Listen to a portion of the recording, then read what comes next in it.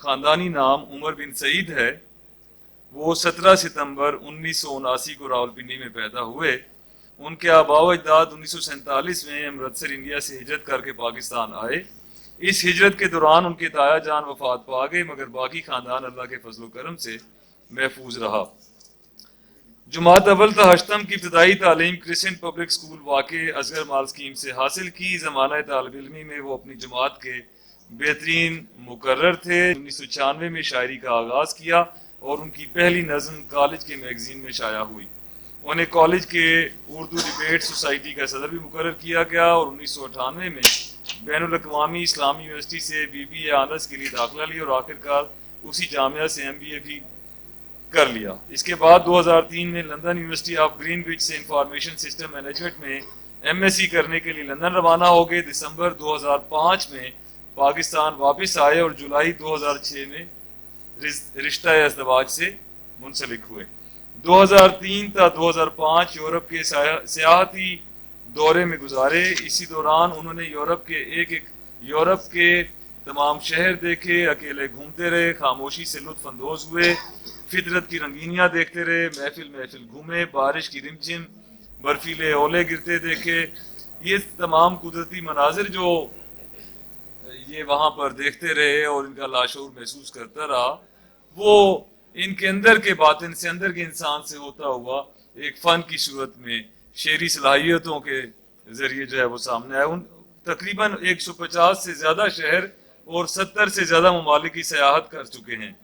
ان ممالک کی ثقافت کے رنگ دیکھے، ان کی اخلاقی قدریں، رویے اور تہذیب و تمدن دیکھا. اس سفر کے دوران وہ مسلسل نظم و غزل لکھتے رہے.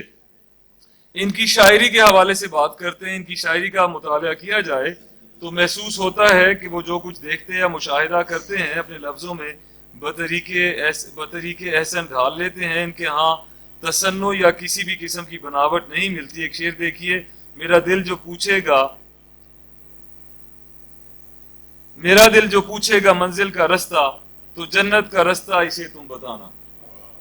میرا دل جو پوچھے گا منزل کا رستہ، تو جنت کا رستہ اسے تم بتانا. کیف سچے جذبوں کے شاعر ہیں. اپنا کرب اور اپنا درد کبھی نظموں میں اور کبھی غزلوں کے اشعار میں بیان کرتے ہیں. تنہائی کا دکھ اور محبوب کا بچھوڑا تو بہت سے شعراء کے ہاں ملتا ہے، مگر عمر کیف کے ہاں اس کی نوعیت قدرے مختلف اور دلکش ہے. یہ بیان نہیں کی جا سکتی، اس کا مطالعہ کر کے صرف اسے محسوس کیا جا سکتا ہے. اسی حوالے سے ان کی ایک چھوٹی سی مختصر سی نظم پیش کرتا ہوں. تمہاری آنکھوں میں رت جگہوں کے عذاب آئیں، تمہاری آنکھوں میں رت جگہوں کے عذاب آئیں، کبھی ستائیں تو ان سے کہنا تمہاری راہیں جو دیکھتا تھا، تمہارے بت جو تراشتا تھا وہ جا چکا ہے. جہاں تک رومانوی اظہار کا تعلق ہے تو اس میں محبوب کے قرب کی خواہش اور اس کی جدائی میں پیدا ہونے والی کسک اور تڑپ کو خوبصورت شعری اظہار میں دیکھا جا سکتا ہے. ان کا ایک ایسا شعر یہاں لکھ رہا ہوں جس میں محبوب سے بچھڑنے کا کرب اپنی انتہا پر محسوس کیا جا سکتا ہے.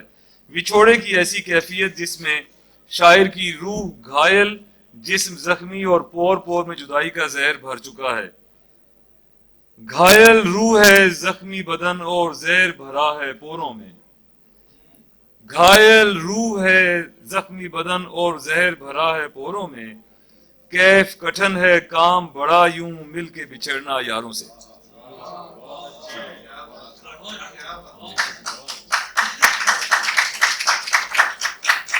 اگرچہ ان کا لکھنے لکھانے کا سلسلہ تو بہت پہلے کا جاری و ساری تھا، لیکن ہماری شاعروں ادیبوں کی محفل میں یہ نو وارد ہیں اور زد شام گلاب راتیں ان کا پہلا شعری مجموعہ ہے.